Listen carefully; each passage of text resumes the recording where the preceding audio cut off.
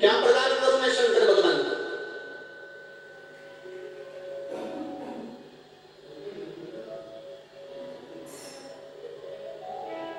क्या दे हम भगवान शिव को? कार्तिक के महीने में एक बेलपत्र, 3 शमी पत्र, बहुत ध्यान दीजिएगा। कार्तिक के महीने में एक बेलपत्र, 3 शमी पत्र।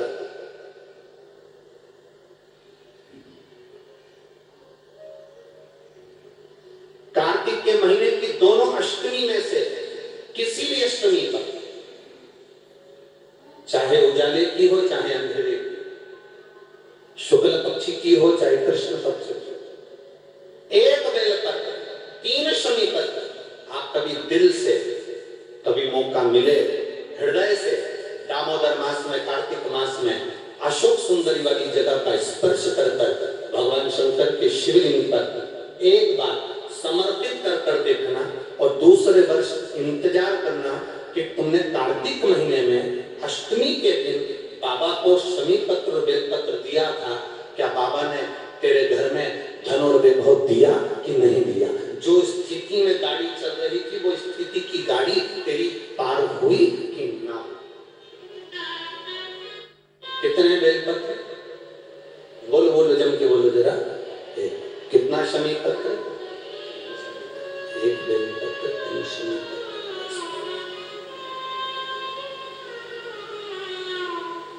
कभी स्मरण में लाइएगा।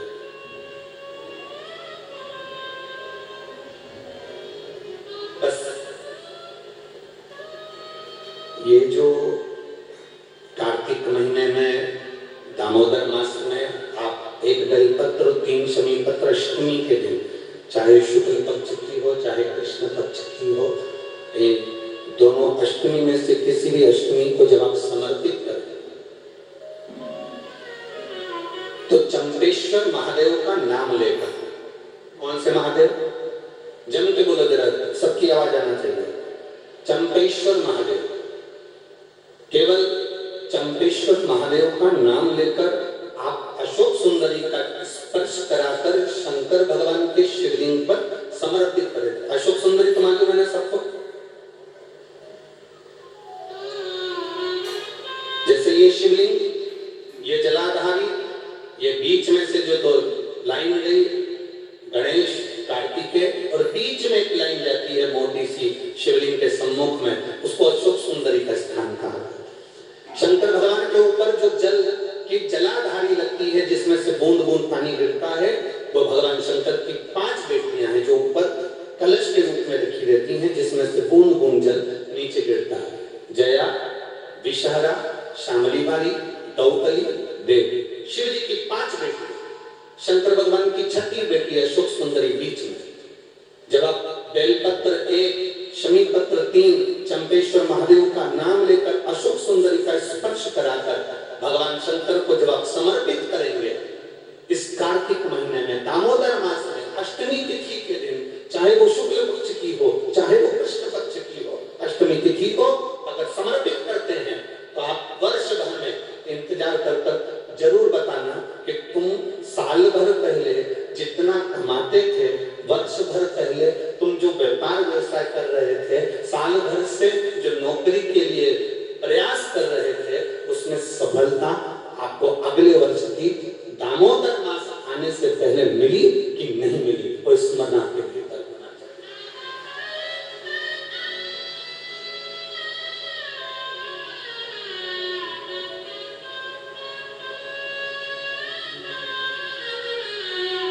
शंभो शरणे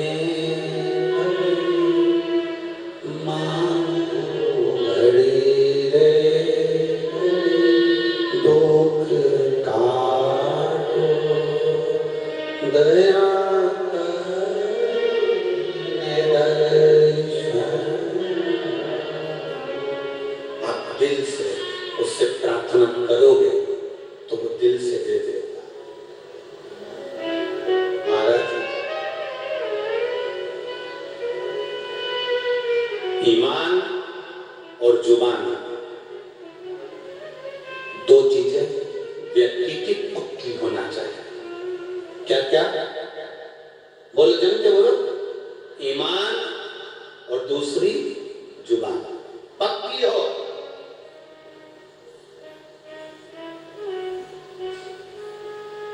आप दिल से आप बाबा का भजन कर देते, आप दिल से बाबा का स्मरण कर देते।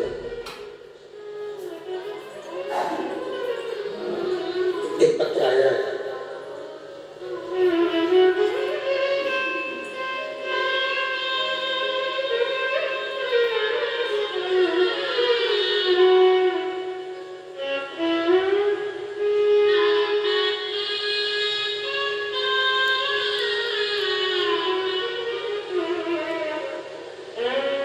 चंद्रमुखी शर्मा,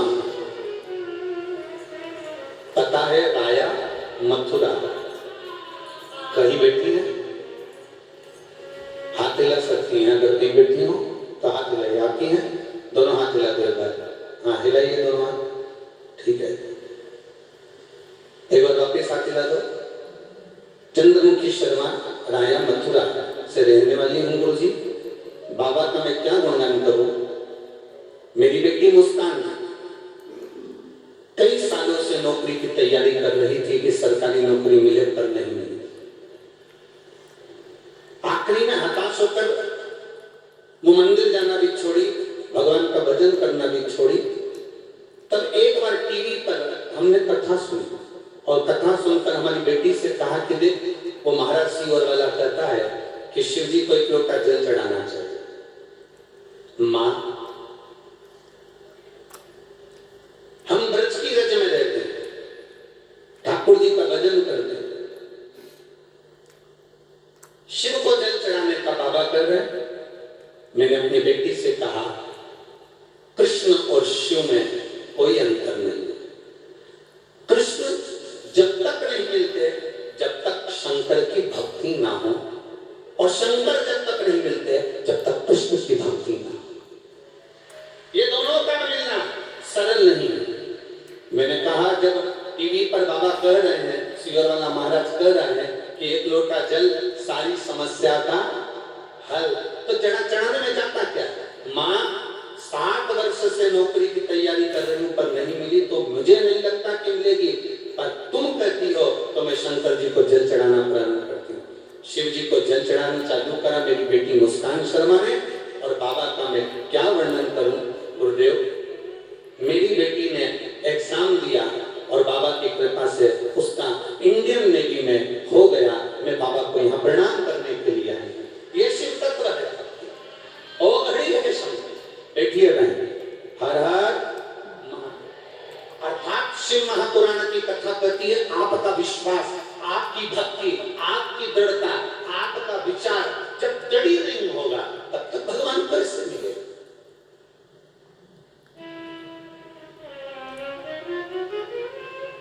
अरे अगर भोले बाबा का सहारा न होता तो दुनिया में कोई हमारा और किसका। आपकी दृढ़ता, आपका भरोसा, आपका विश्वास पक्का।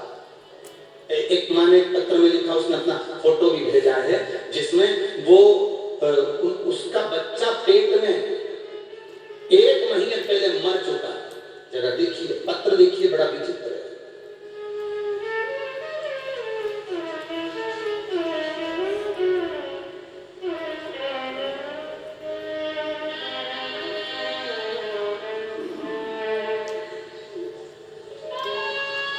उसके वेंटिलेटर पर पड़े हुए फोटो जिसमें वो महिला का बच्चा 1 महीने पहले मर चुका पेट के अंदर, और जहर पूरे शरीर में फैल गया।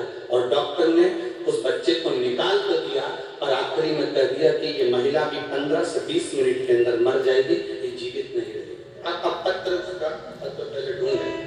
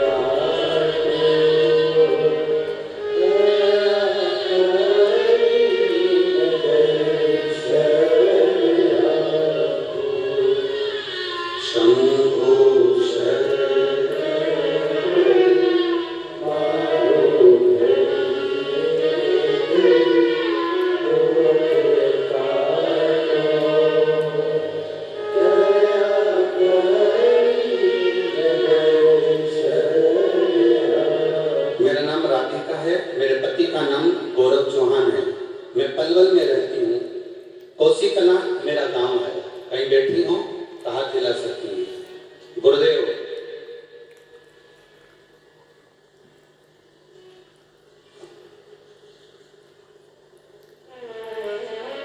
कहीं बैठी हो तो हाथ हिला सकती है।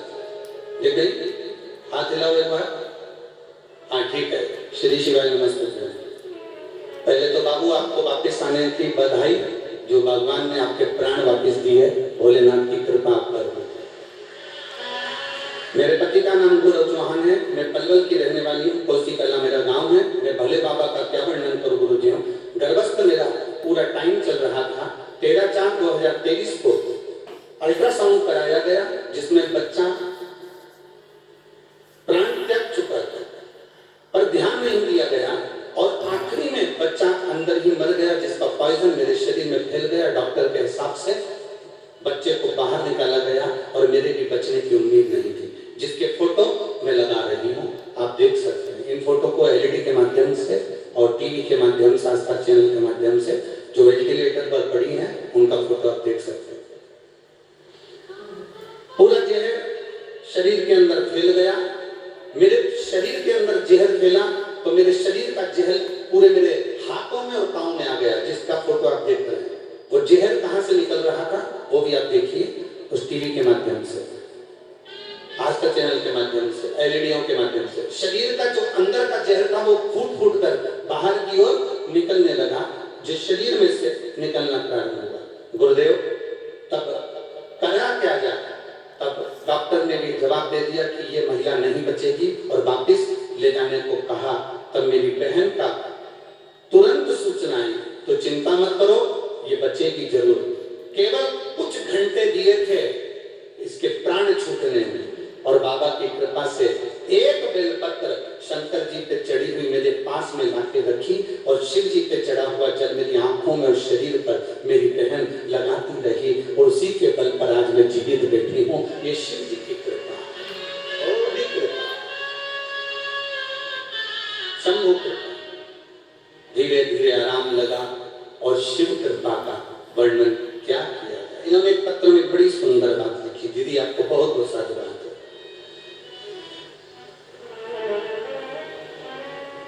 इसमें आपने लाइन लिखी है, अगर भोले बाबा का भरोसा ना होता तो दुनिया में कोई हमारा ना होता।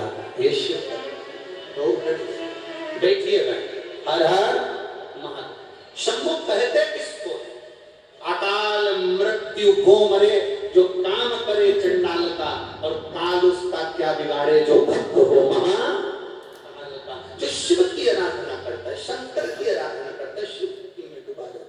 जो शंकर की भक्ति में डूबा जाता है, शंकर की आराधना में जो डूबा हुआ है, उसको क्या, उसको तकलीफ क्या, उसको कष्ट क्या, क्या दुख है, क्या तकलीफ है, क्या कष्ट है। अब सौंप दिया इस जीवन का संभाले तुम्हारे हाथ। चल रहा है नहीं ऐसा? अब सौंप दिया इस जीवन का सब भार तुम्हारे हाथ। हे हार तुम्हारे हाथों और जीत तुम्हारे हाथ। हमारा समर्पण, हमारी भक्ति, हमारा हृदय, हमारा चित्त हम परमात्मा को कैसे ना दे दें, हम भगवान को कैसे ना प्रदान करें। आपने अगर दिल से, आपने हृदय से भगवान शंकर को रिझाया है, भगवान शंकर की आराधना अगर आपने दिल से करी है, शिव की भक्ति आपने अगर दिल से करी है, तो कैसे ना दे। ब्रज की जीजियो और मेरे ब्रज के जी जाओ। एक बात बहुत सावधानी से सुनना, दामोदर मास में, कार्तिक के महीने में, यमुना के तट पर ये ब्रज की रज में आप जो कथा सुन रहे हो, श्री सुभाष जी अग्रवाल जी, सौरभ जी अग्रवाल जी जिस कथा को करवा रहे हैं, आप आ तो गए हो बाबा के दरवाजे पर इतना अंदाजा लगा कर जाना कि मेरा बाबा तुमको खाली नहीं भेजेगा, वो भर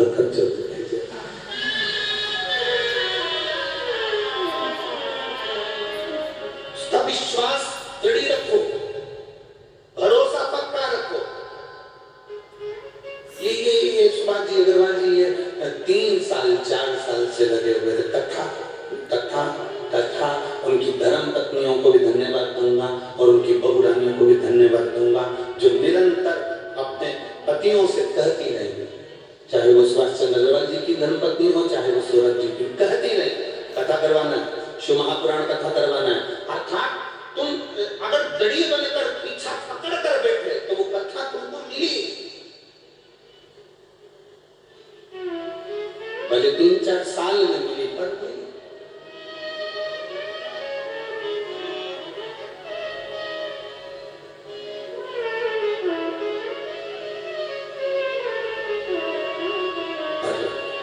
अगर आप दड़ी बनकर बैठोगे, भगवान शंकर की आराधना दड़ी बनकर करोगे, ईमान और जुबान पक्की रखकर आप शिव की अगर आराधना करोगे, तो अगर कथा मिल सकती है तो क्या मेरा महादेव नहीं मिल सकता?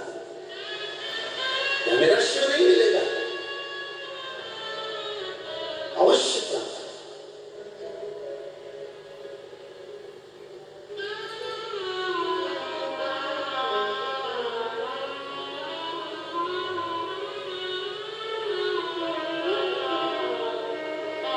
ब्रज की रज में लोग आते हैं तो पेड़ों में कान लगाकर सुनते हैं राधा का नाम मिल रहा है। ब्रज की रज में लोग आते हैं तो वृक्षों पे कान लगाकर सुनते हैं कि बंसी की धुन मिल रही है। हम कहते हैं इतने खो जाओ परमात्मा में,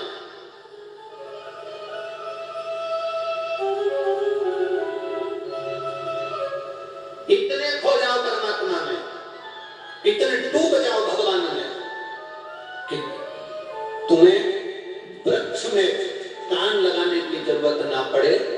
मेरा पुष्प कन्हैया तुम जब चलो तो तुम में कान लगाकर तुम्हारे नजदीक में आकर खड़ा हो जाए तो समझना कि ब्रज की रज में आना हमारा सार्थक होगा।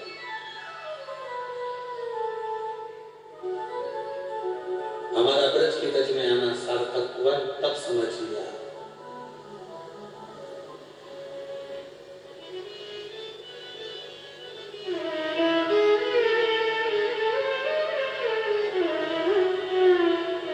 सब लोग ब्रज की रज में रहते हो।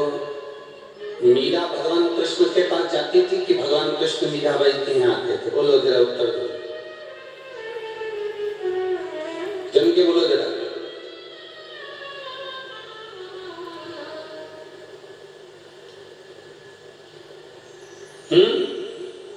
बोलो बोलो, जम के बोलो जरा। मीरा भगवान कृष्ण के पास जाती थी कि भगवान कृष्ण मीराबाई के पास जाते थे? अरे बोलो जम के जरा, और आवाज आना चाहिए गंगा जी से जरा।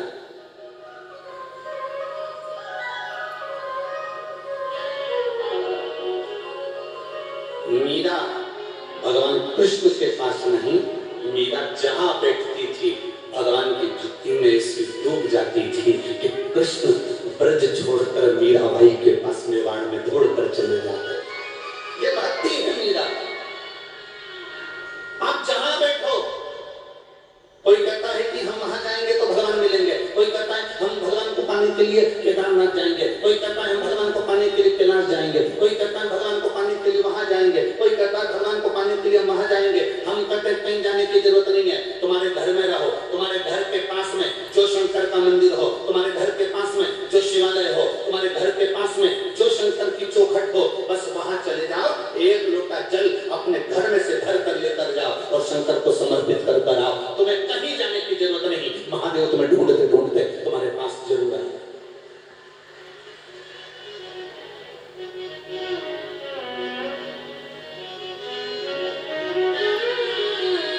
तो ढूंढता ढूंढता पहुंच जाए।